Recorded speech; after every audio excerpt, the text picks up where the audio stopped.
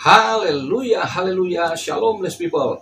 Kiranya berkat dan damai sejahtera Allah di dalam Tuhan Yesus Kristus menjadi bagian kita sepanjang hari ini. Bersama saya, Pendeta Theodorus, dari Rumah Berkat, House of Blessing.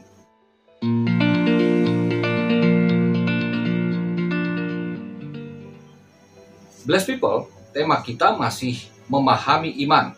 Kali ini, memahami iman, bagian yang ke-6. Terambil dari Ibrani pasal 11 ayat 30 dan 31. Mari kita baca bersama. Firman Tuhan, karena iman maka runtuhlah tembok-tembok Yeriko setelah kota itu dikelilingi 7 hari lamanya. Karena iman maka Rahab perempuan sundal itu tidak turut binasa bersama-sama dengan orang-orang durhaka, karena ia telah menyambut pengintai-pengintai itu dengan baik.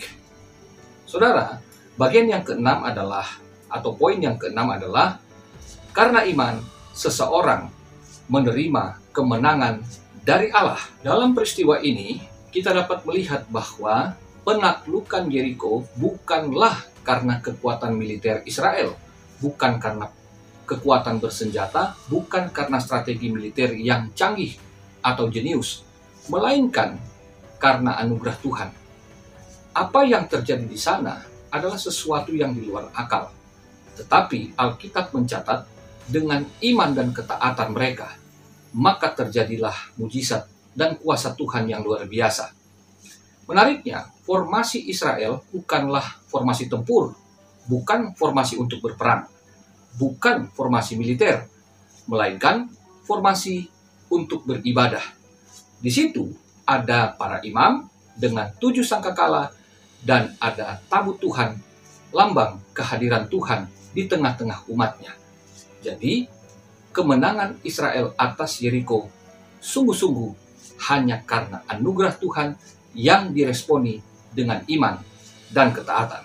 Dituliskan tentang para imam yang ditugaskan untuk membawa dan meniup 7 sangkakala tanduk domba. Secara hurufiah disebutkan 7 sangkakala Yobel, karena dari teks Ibrani, kata Yobel artinya tanduk domba. Ini pertama kali dituliskan tentang sangkakala tanduk domba atau sangkakala Yobel, dituliskan dalam Keluaran 19 ayat yang ke-13. Sangkakala tanduk domba ini atau sangkakala Yobel ditiup atau diperdengarkan untuk menyatakan kehadiran atau kedatangan Yahweh sebagai Raja untuk melawat umatnya. Apakah untuk menggenapi perjanjiannya atau untuk membebaskan umatnya. Atau sebaliknya juga, kedatangan Yahweh bagi para musuhnya adalah untuk menghukum dan membinasakan. Nah, saudara yang terkasih dalam Tuhan, dari apa yang kita bahas tadi, sesungguhnya peristiwa-peristiwa tersebut mengenai jatuhnya Yeriko di bawah kepemimpinan Yosua dan diselamatkannya Rahab dan keluarganya sebagai orang-orang non-Israel yang diselamatkan di bawah perlindungan Yosua, sesungguhnya peristiwa ini menunjuk jauh ke depan. Jadi pesan eskatologisnya adalah sesungguhnya tentang datangnya Kristus. Yosua membawa Israel untuk masuk ke dalam tanah perjanjian, di mana Allah menggenapinya melalui Yosua. Maka Yesus Kristus, Yosua yang datang dari sorga, menggenapi apa yang telah dilaksanakan oleh Yosua. Karena peristiwa masuknya Israel ke tanah Kanaan, itu barulah gambaran. Sementara yang sejatinya itulah yang dikerjakan oleh Tuhan kita, Yesus Kristus. Yosua hanya membawa Israel sampai ke tanah Kanaan. Tetapi Yosua yang lain yang datangnya dari sorga, yaitu Yesus Kristus, dia membawa umatnya masuk ke tanah yang lebih baik lagi, tanah air sorgawi, sorga yang kekal dan mulia. Dalam Yosua pasal 6 dituliskan ada 7 orang imam yang membawa 7 sangkakala selama 7 hari.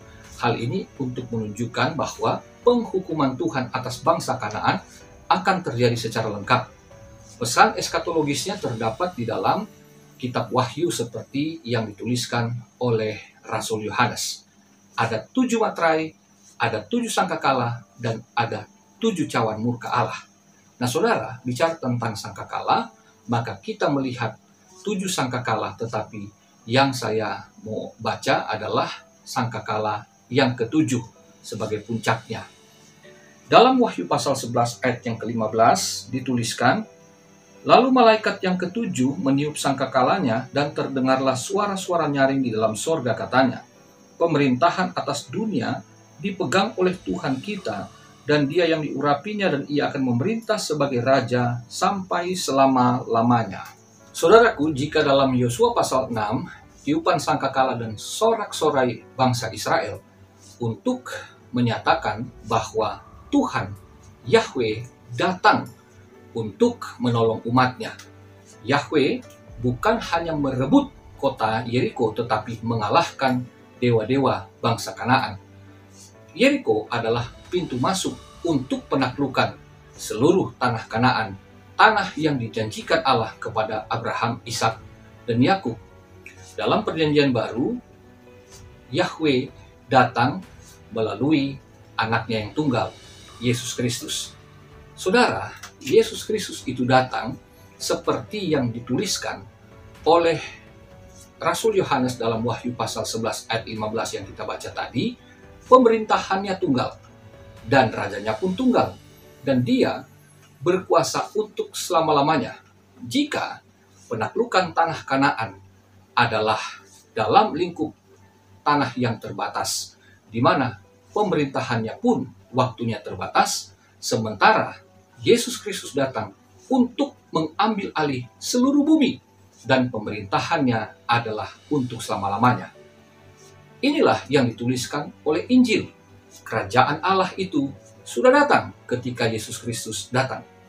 Jadi saudaraku yang terkasih, penaklukan Yeriko adalah gambaran daripada penaklukan Yesus Kristus atas seluruh bumi. Kembali kita membaca Wahyu pasal 11. Di ayat 19 dikatakan, maka terbukalah bait suci Allah yang di sorga, dan kelihatanlah tabut perjanjiannya di dalam bait suci itu, dan terjadilah kilat dan deru buruh dan gempa bumi dan hujan es lebat. Di sini tidak menunjuk kepada bait suci dan tabut perjanjian yang ada di Israel, di tanah Kanaan. Bukan itu lagi, sudah tidak ada. Tetapi ini menunjuk yang ada di sorga. Bait suci dari teks Yunani naos itu menunjuk kepada ruang maha suci, di mana tabut perjanjian ada. Berarti ini menunjuk di mana tempat Allah hadir, Dia bertahta. Saudara, tabut perjanjian nama lainnya adalah tabut kasih karunia, karena di sanalah pemercikan darah dilakukan. Hanya imam besar agung dan keturunannya yang boleh melaksanakan upacara pendamaian bagi Israel setahun sekali untuk berdamai dengan Tuhan melalui darah binatang yang dibawa oleh imam besar. Tetapi imam besar agung kita, yaitu Tuhan Yesus Kristus, Dia menjadi pengganti Harun, tidak membawa darah binatang, tetapi membawa darahnya sendiri, supaya kita semua, bukan hanya orang Israel, tetapi seluruh umat manusia yang telah jatuh dalam dosa, diperdamaikan dengan Allah. Karena itu, kita semua sekarang dapat menghadap Tuhan tanpa rasa takut. Kita membutuhkan pertolongan, lepas daripada kekuasaan dosa. Itu bisa terjadi karena adanya imam besar agung. Ibrani pasal 4 ayat yang ke-14 sampai 16. Karena kita sekarang mempunyai imam besar agung yang telah melintasi semua langit, yaitu Yesus anak Allah, baiklah kita teguh berpegang pada pengakuan iman kita. Sebab imam besar yang kita punya bukanlah imam besar yang tidak dapat turut merasakan kelemahan-kelemahan kita.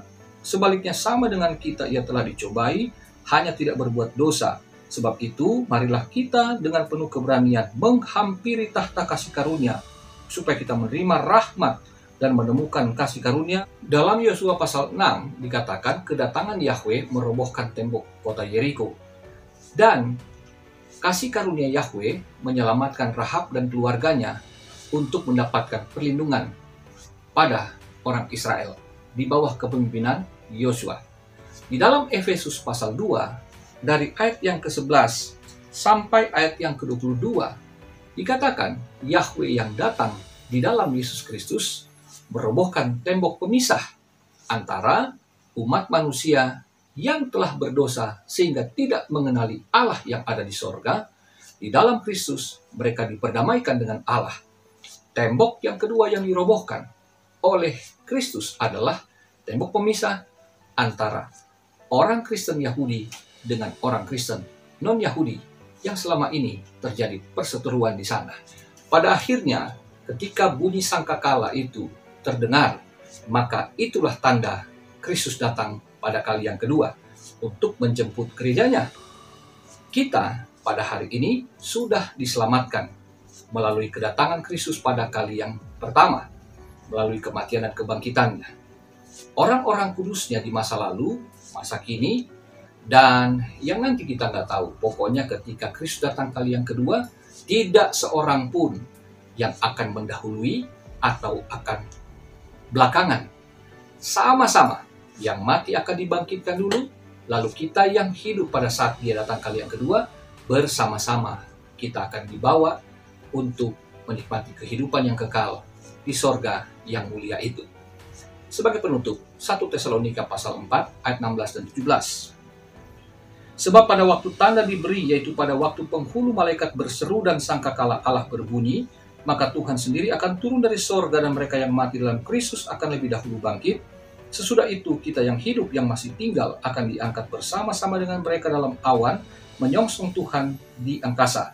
Demikianlah kita akan selama-lamanya bersama-sama dengan Tuhan. Kiranya Tuhan Yesus memberkati saudara. Sampai jumpa lagi di bagian yang ketujuh. Tuhan Yesus memberkati. Haleluya, blessed people.